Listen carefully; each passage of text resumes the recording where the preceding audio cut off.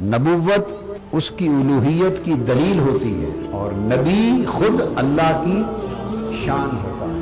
نبی کی امت میں ولایت نبوت کی دلیل ہوتی ہے اور ولی اپنے نبی کی شان ہوتا ہے۔ جیسا نبی ہو ویسا ولی ہوتا ہے۔ 1,24,000 انبیاء آئے، 1,24,000 انبیاء آئے، آدم علیہ السلام سے لے کر عیسیٰ علیہ السلام تک ہر نبی کو بڑے بڑے ولی ملے۔ 1,24,000 کو بڑے نبی ملے، مگر کسی نبی کو اور سب نبیوں کو ملا کر بھی ان کے ولیوں میں غوث العظم کسی کو نہیں ملا۔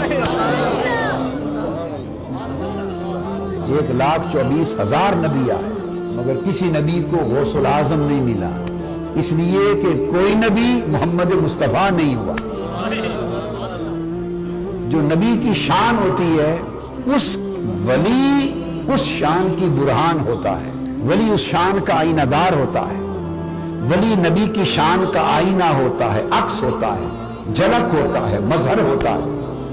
لہذا جس طرح نبی کا مرتبہ ہوگا اس کی امت میں ولایت بھی اس کے مرتبے کا عکس ہوگی، اس کے نمائندے ہوں گے۔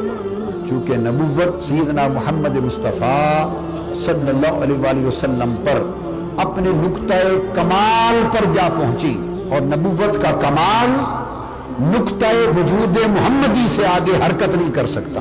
نبوت کا ارتقاء مقام محمدی سے آگے ایک قدم بڑھ نہیں سکتا۔ اسی طرح نبوت محمدی میں ولایت کا ارتقاء اور ولایت کا کمال نقطہ وجود غوث العظم سے آگے نہیں بڑھ سکتا۔ حضور سیدنا غوث العظم رضی اللہ تعالیٰ عنہ کو سلطان الاولیاء بنا، جیسے آقا علیہ السلام خود سلطان الانبیاء ہوئے۔